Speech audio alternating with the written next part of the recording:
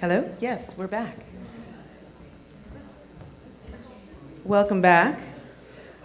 Our next knowledge performance is on the next page. Is called Displace by Drastic Action, which includes Aviva Geismar, Kirk German, and Heather Huggins. Thank you.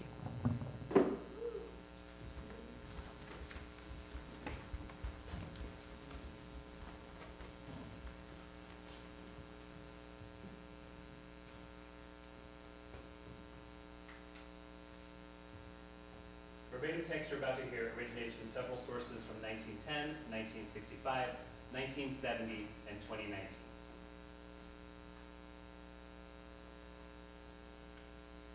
Welcome to your neighborhood, your iconic neighborhood, your historic neighborhood. Introducing a multi-use mecca tucked away in the culture capital of the 5 boroughs. Your neighborhood, once America's classic ghetto. Your neighborhood is now one of the countless inner-city neighborhoods into which the poor and minorities are crowded. Your neighborhood, now depressed, neglected, unknown to many, was one of the cores of what is now New York City. People living in cellars, in rooms without windows or light, sleeping in hallways or roofs, on fire escapes for its tenement-style buildings and tough alleys. Your neighborhood is also home to hip boutiques and posh apartments. The area features trendy bars and restaurants, along with your neighborhood. Your neighborhood is within easy reach of major areas of employment in Manhattan and has excellent access to major public transportation facilities. Your neighborhood was essentially bypassed as New York City's basic public transit system matured. Your neighborhood puts diverse markets, eclectic restaurants, new parks, bright gardens, cultural attractions, and a movie theater all at your fingertips. Although your neighborhood appears to be closely connected to other parts of the city, geography and transportation have conjoined to give it a rather insular position in the metropolis. Cultural capital of the 5 boroughs. This sense of isolation has led to some of your neighborhood's most distinctive features. Cutting-edge architecture, energy-efficient design, and top-of-the-line amenities, giving you a taste of the action while keeping you hungry for more. Unbelievable heat in the summer. Diverse markets. Unendurable cold in the winter. Eclectic restaurants. Spectacles of vice wanted for children. Bright gardens and cultural attraction. Bags of garbage flung with abandon out of tenement windows on the hats of respectable and dignified citizens passing below. A myriad of rooms tailored for fitness, children's play, bicycle storage, and dog washing. Poverty Hollow. Your neighborhood offers imaginative and resourceful redevelopers. From your neighborhood's location, development, and present nature do not render it. Reusing scarce resources will be a key feature of a rebuilt community in your older white residents of your neighborhood from an earlier era are increasingly engulfed by their new and different neighbors, deprived of decent housing and medical care, yet financially and emotionally unable to start a new life in better circumstances. Aside from unparalleled views, your neighborhood features a modern gym, easy roof access, and a bevy of entertainment and retail spaces. Your neighborhood should remain residential in the future and should continue to provide low and moderate income housing. While geographic isolation may have nurtured social variety and cultural efflorescence, this same diversity has also hindered political maturation in your neighborhood. Welcome to the future of residential living in New York City.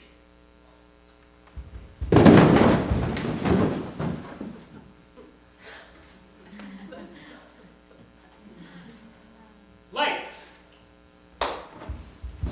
All right. Well, good evening, everyone. Welcome to the tour.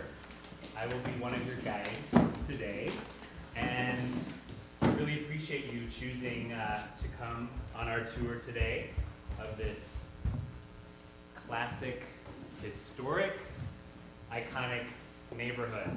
Now, as my associates are preparing some things, I just love to find out a little bit about some of you. Tell me, what is your name? Yeah, Jennie. And Jennie, where do you call home? Complicated question. Yeah. What's one place that you call home? Bushwick. Great. Thanks, Jennie. How about you? What is your name? Lane. Where do you call home? New York. All right. How many people call New York their home? Okay. So we have a strong quorum here. Fantastic. Well, what we're going to need next to get our tour started is actually some volunteers. Volunteers who are willing to get really extra comfy, cozy. Comfy, cozy volunteers. Someone who, I hope that's many of you, you like the experience of being cozy, of being comforted, of being hugged, of being snuggled, nested, swaddled. When was the last time you were truly swaddled? Did I see a hand over here? Yeah, great. What's your name? Claire. All right, Claire, why don't you come over here with Heather, and your name? TJ. All right, fantastic. Why don't you come over here, Naviva? We'll swaddle you. You'll get very cozy, very comforted. I know. Very cozy, very comfy. So, I want everyone to sort of think about what it was like the last time you were really comfortable somewhere, that you had that extra cozy, comfy feeling. Does anyone want to share about a time when you felt extra cozy, extra comfy? This is like just a few more. No one wants to share? Every night under my duvet. Every night under your duvet. Is that Cat. with your cat? What's your cat's name? Ollie. Ollie, and that's where you get cozy and comfy together in the duvet. That sounds really cozy and comfy. Anyone else have an experience of feeling really cozy and comfy that you'd like to share? In front of a campfire. Where's your favorite place to go camping? I like to try to see there. You like to try new places. Where's the last place you went camping? Utah. Utah. Yeah, it's pretty beautiful. You got cozy and comfy campfire in Utah. One more person, a place where you were comfy or cozy, a place where you felt homey, taken care of. Oh, on my aunt's couch. On your aunt's, where does your aunt live? In Los Angeles. In Los Angeles. And she has a really comfy couch. All right. Fantastic. Thank you. Thank you for sharing that. All right. Are you feeling comfy cozy? Yeah. How about you, TJ? Feeling comfy cozy? All right. Well, now that you are comfy cozy, we have something to share with you. You're going to have to move out of your homes where you live. They're going to tear down the buildings, but don't worry, it's going to be fine. Developers are going to build nicer buildings in the exact same place. It's going to be brand new with every modern convenience right here in this same neighborhood. And someday, you can move back in. There's going to be space saved here for people just like you. It's only going to take a little while, and then you can move back to a cozy, modern, affordable, whatever that means, affordable home with every convenience and comfort you can imagine. You have our word for it. We promise. We promise. Wait, we promise. We promise. We are gonna promise. Yeah, we promise. We promise. We promise. We will show you what we mean. Let's get these volunteers some seats, and we'll show them what we mean. We're gonna get some chairs. You'll Can get- I- yeah. Is We anyone promise. sitting We here? promise. Okay. We promise. You wanna help me bring one over? So awesome. Promise. Here. Can you put it right next to that? Thank you so much. I really appreciate it. Would you? Okay. There we go. So, you're gonna love it. It's really, you're gonna love it. Just a moment. Okay.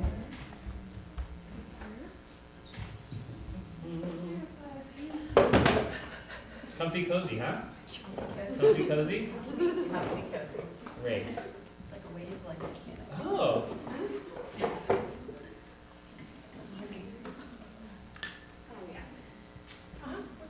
Yeah? Repeat after me. And lights.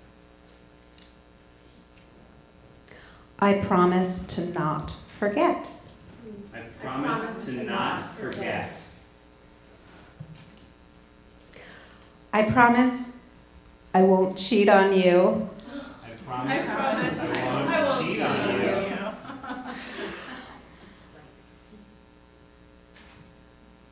I promise to die by you. I promise to die by you. I promise I'll write a play. I promise I'll write a play. I promised to babysit my friend's kid on Saturday between 3 and 6 p.m. I promise to babysit my friend's kid on Saturday between 3 and 6 p.m. Very specific. I promise I will always be your friend.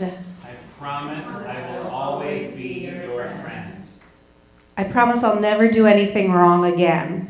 I promise I'll never do anything wrong again. I promise to listen with my whole body. I promise to listen with my whole body. I promise that I will do my homework. I promise that I will do my homework. I promise to continue caring. I promise to continue caring. I promise to fulfill the promise of love. I promise to fulfill the promise of love. Lights.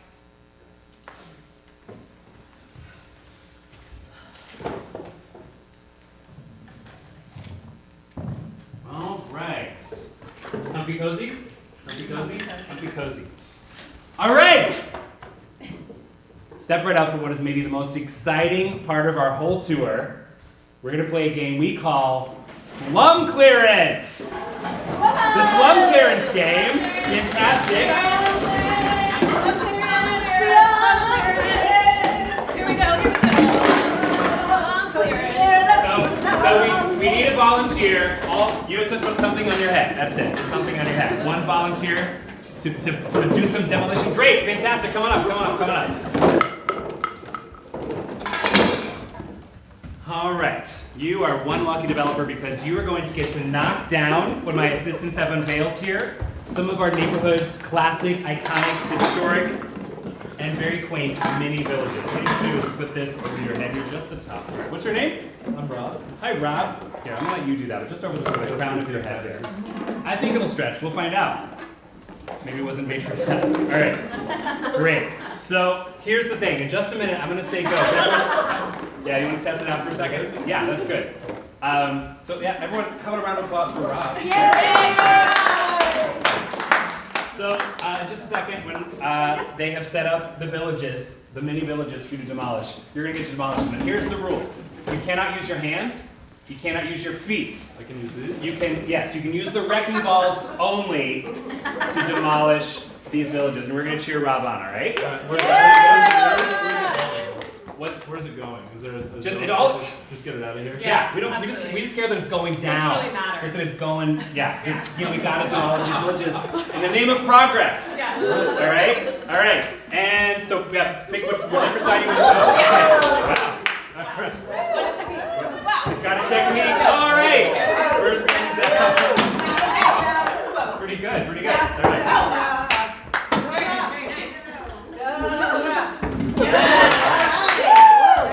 Oh, wait, finish that village first. Finish that neighborhood first. You got this. Yes. You got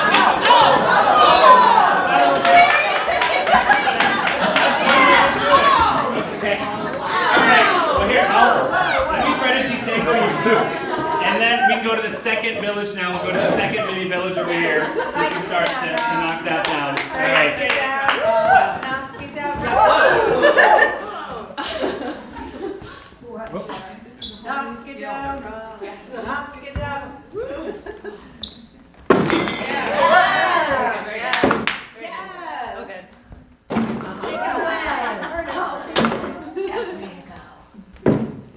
It's so difficult. We'll give you a few more chances.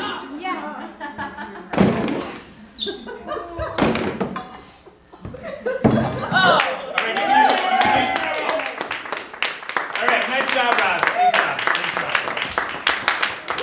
You can have a seat again. Thank you so much. I'll take that. I mean, unless you want to keep it. That's okay.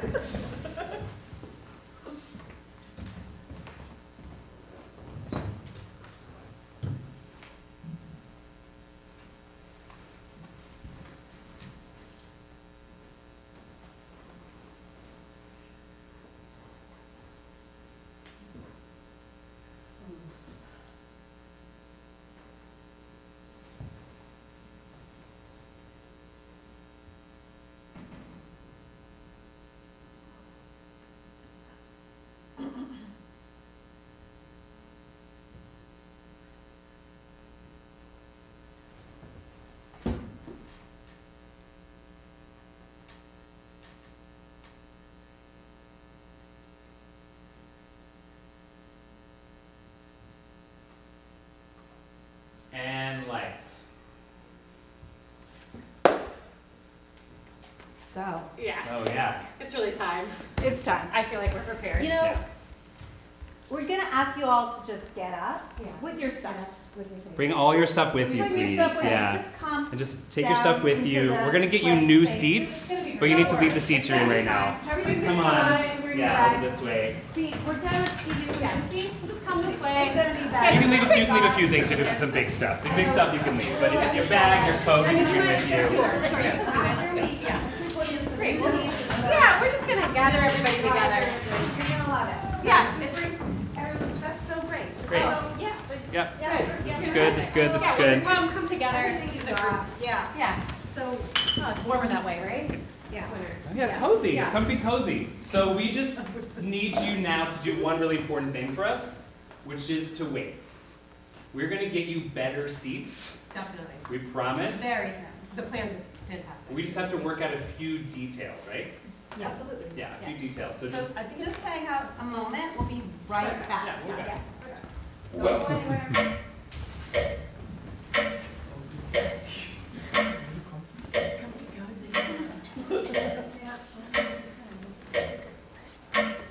Do you want us to free you? Yeah.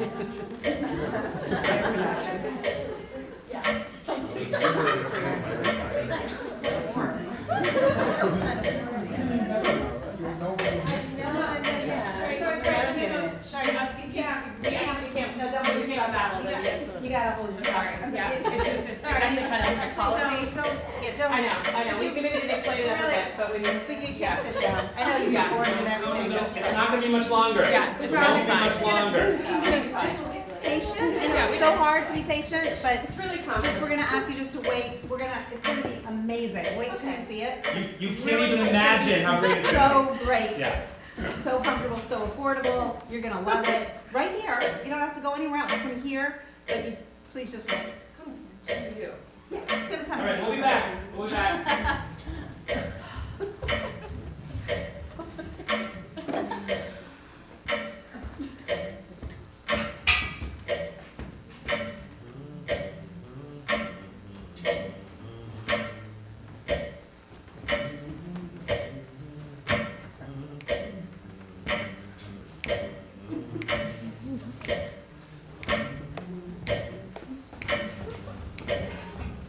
You know it's hard. You know it's really, really hard, but You're doing a really good job. Yeah, we've been getting the plans. We're getting there. We're so close. There's Really no close. yeah. Oh, I mean, it's coming. It's coming. coming. It's really good. You know, they're gonna Very release them soon. actually It's gonna be publicly. very soon. It's just a few little details to work out. When? there's some paperwork. Yeah. There's I mean, just it's some really paperwork. soon, actually. I think. Yeah. You know. Waiting a long Any moment. You think?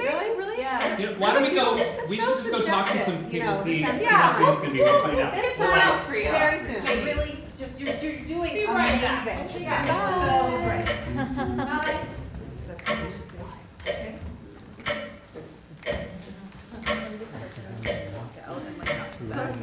That better not be organized.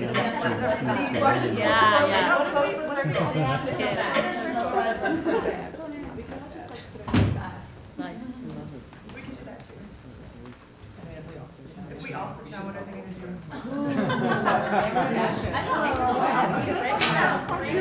We refuse to wait any longer.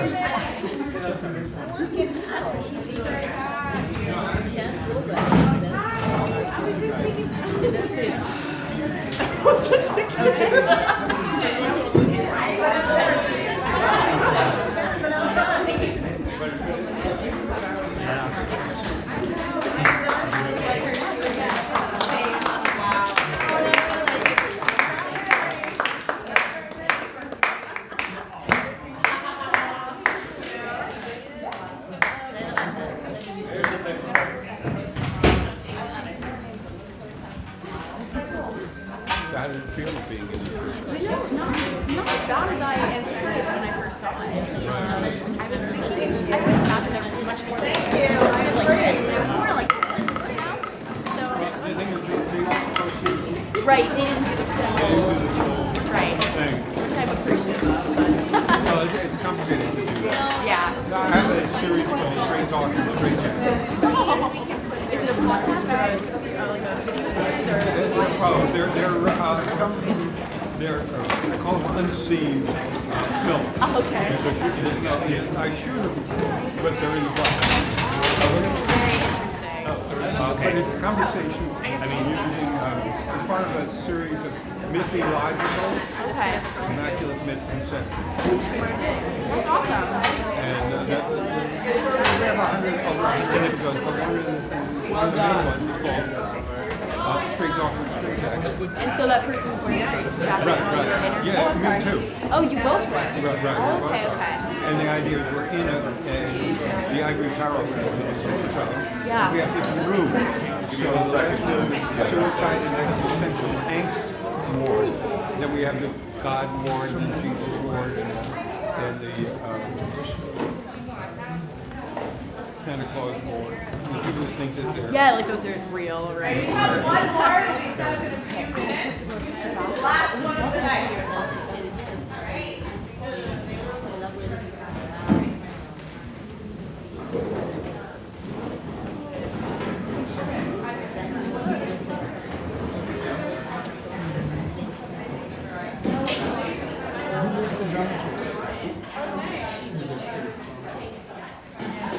She basically filmed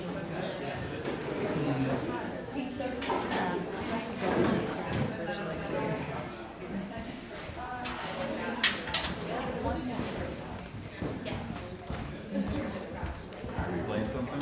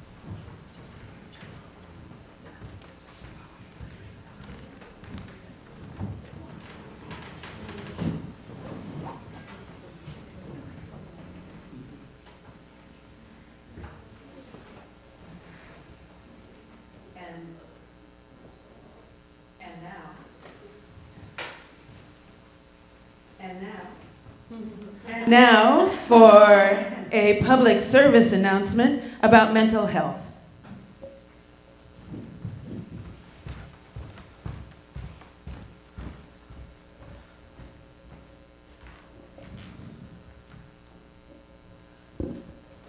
Good evening, everyone. So glad that you could come out tonight. Just got a short message for you all. So tuck in, we're almost done. It's almost time to go get a drink, so we'll be done soon.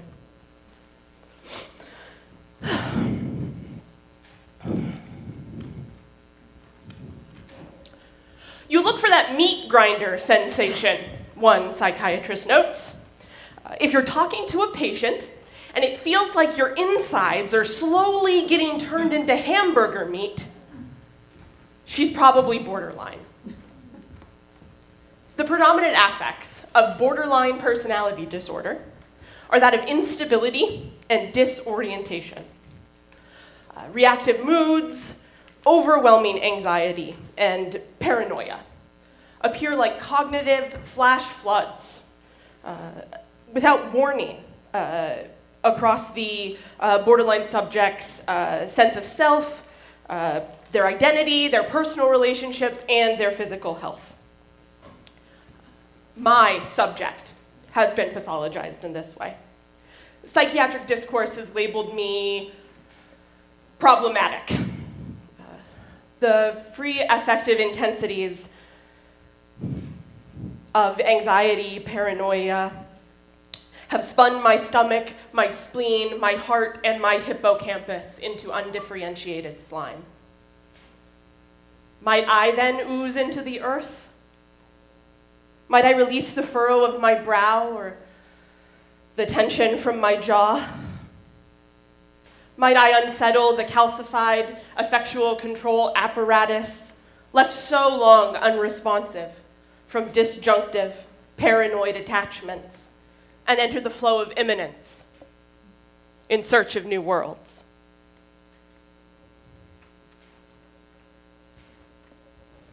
She, didn't look at me when we met in the hallway. I was already feeling out of place. So at 8:02, precisely, I knock on her office door. I open the door, and she's sitting there comfortably in her ergonomic chair, well-dressed, well-groomed, and she starts to, interrogate my symptoms. Symptomatic keywords from the DSM appear in the air in front of her. They're a transparent wall that separates us. Contemporary social structures are, ruled by the bipolar oscillation of markets, depressive political defeatism, and constant anxious precarity. And as mad scholar Mark Fisher once said,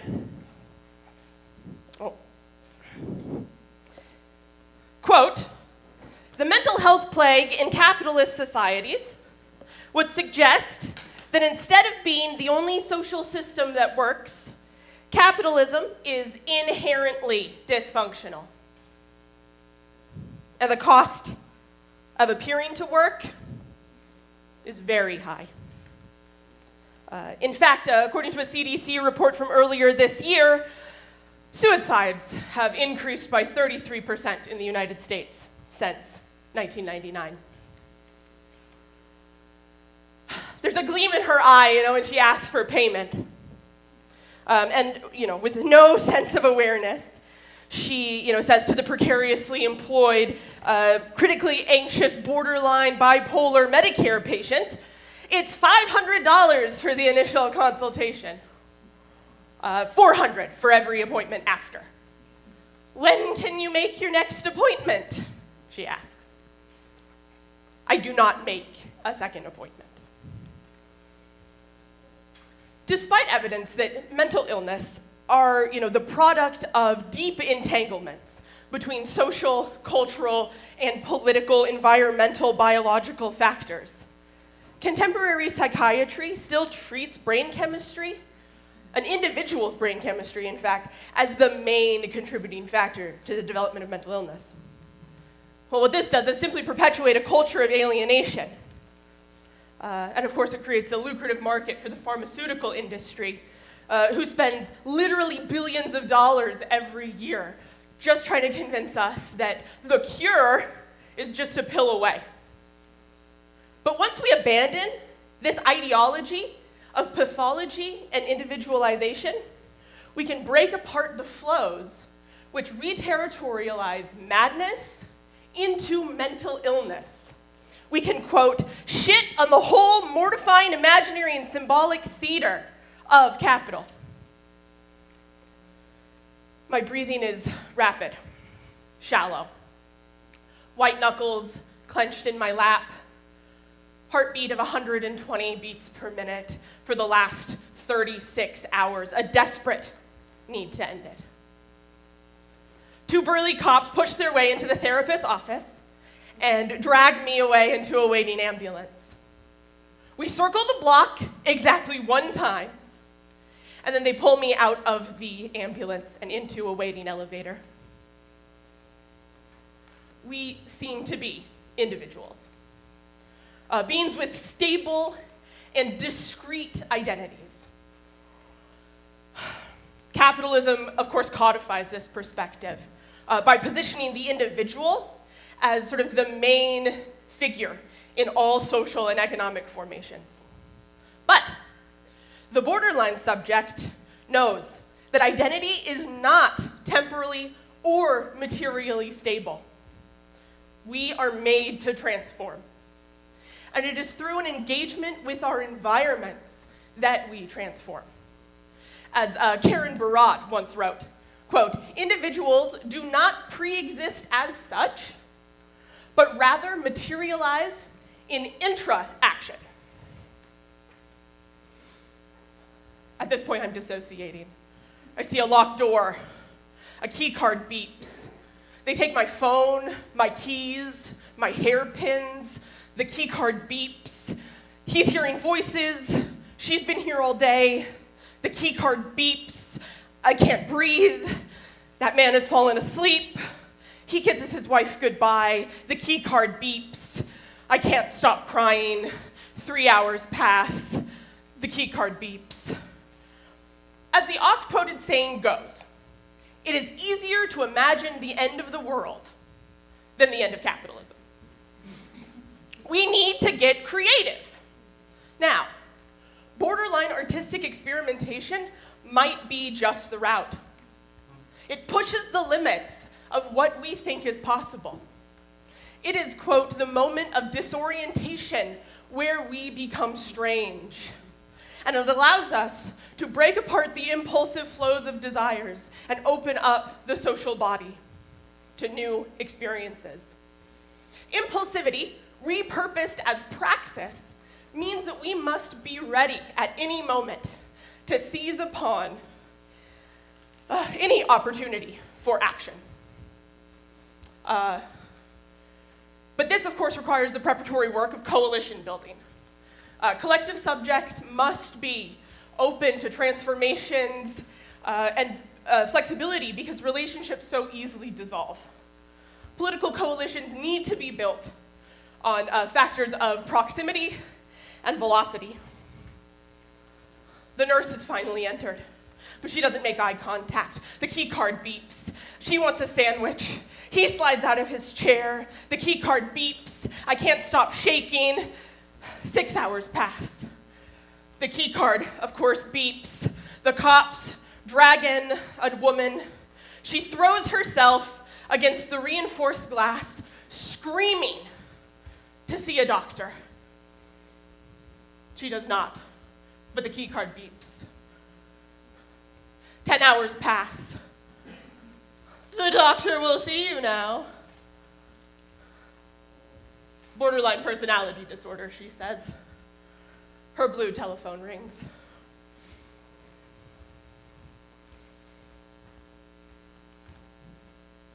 So, the first thing that we need to do here is a rigorous undoing of the fascist, artificial reterritorializations of the social and cognitive bodies on which capital operates.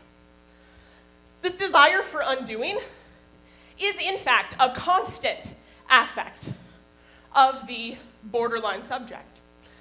However, it is rarely sort of turned towards the true source of our suffering, capital, but rather turned inwards, where it festers into suicidal ideation and behaviors. We must redirect this energy.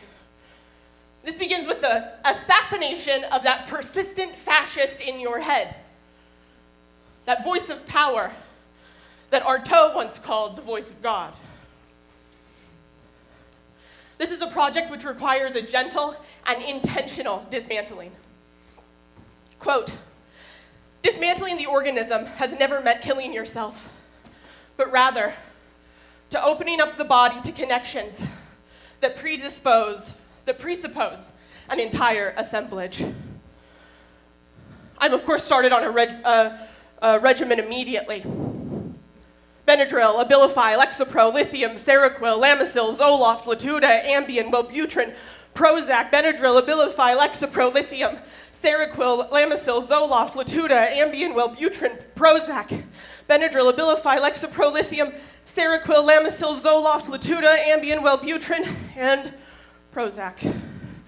The fascist will fight for his life, opposing his will, imposing his will, relying on no one but his loyal servant ego, who seeks nothing but the segregative control of desire. Our uncertainties emerging as festering paranoia, that awareness of our own contingency, which fills us with horror. In the principle of complementarity, all cannot be observed at once. Instability, quantum delirium, rules all matter and mattering. We scream and hiss and rage and weep to the center of that delirium, into the primeval well of trauma that is the root of all processes, organic and inorganic. Quote, trauma is not personal.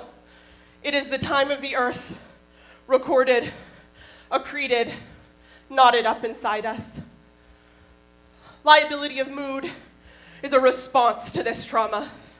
It is a survival mechanism, a hypervigilance. The revolutionary subject armors themselves in screams to widen and deepen this trauma so that the flows and intensities can empty out the body and release all of these deterritorialized affects back into the earth. We make ourselves a body without organs. This work, ultimately, comes to matter in that, quote, no society can tolerate a position of real desire without its structures of exploitation, servitude, and hierarchy being compromised. Might we then take on the revolutionary mantra of the Socialist People's Collective to turn our illness into a weapon, to take the anger and uncertainty and instability and turn it into a way of knowing and intervening in the world. And so I ask, how can we destabilize the pathology of borderline personality disorder and reclaim it as a valid experience or positionality in the world? What if, as Karen Barad has speculated, quote, instability, or rather, the indeterminacy of instability is the condition for the possibility of taking a stand? This work represents an epistemological catastrophe. It is a project which asks us to transform the abject into effect, into a plan of action for the creation of a new world. Of course, to to come to a succulently robust understanding of this theory, I have found it necessary at times to give in to the gravitational pull. One can never go far enough in the direction of deterritorialization, right, Deleuze and Guattari. It is, quote, an irreversible process, an active point of escape, where the revolutionary machine, the artistic machine, the scientific machine, and the schizoanalytic machine become parts and pieces of one another. My escape causes other escapes. Potential futures are constantly boiling under the surface, ready to explode out into the world. I will force my subject into a position of deterritorialization so that my body may be the gateway through which these new futures manifest. Suddenly, I find myself tumbling, spiraling. I cannot find a ground or edge. Do I reach out, blind and grasping at nothing? Left to fall forever through the void? No up, no down, no left, no right. Only spinning, chaotic vertigo.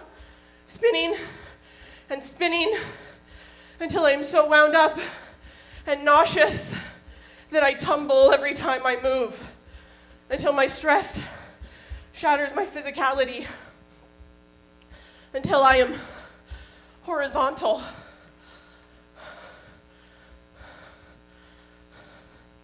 This is an irreversible process. And you haven't seen anything yet. This is an active point of escape where the revolution machine, the relationship machine, the artistic machine, the science machine, the artist machine, the schizo can never go far enough. It pushes the artist to abandon the identity in the revolutionary paranoia machine, escape the gateway machine, into the anger machine, into the revolutionary power machine. This process pushes until I can't stand any longer.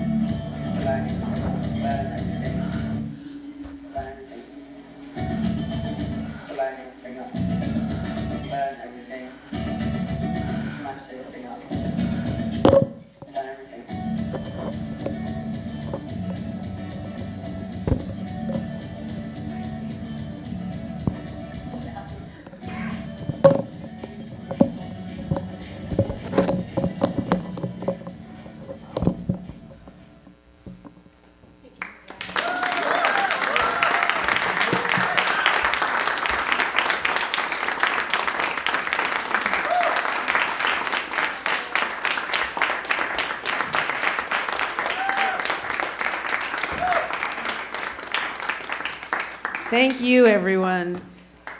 Cory and I would like to thank all of our knowledge performers, all of our volunteers, the Siegel Center, Frank Henschker, our audience. Everybody. I would love to have just another big round of applause for all the performers, knowledge performers. Please join us. And a big applause for both of them.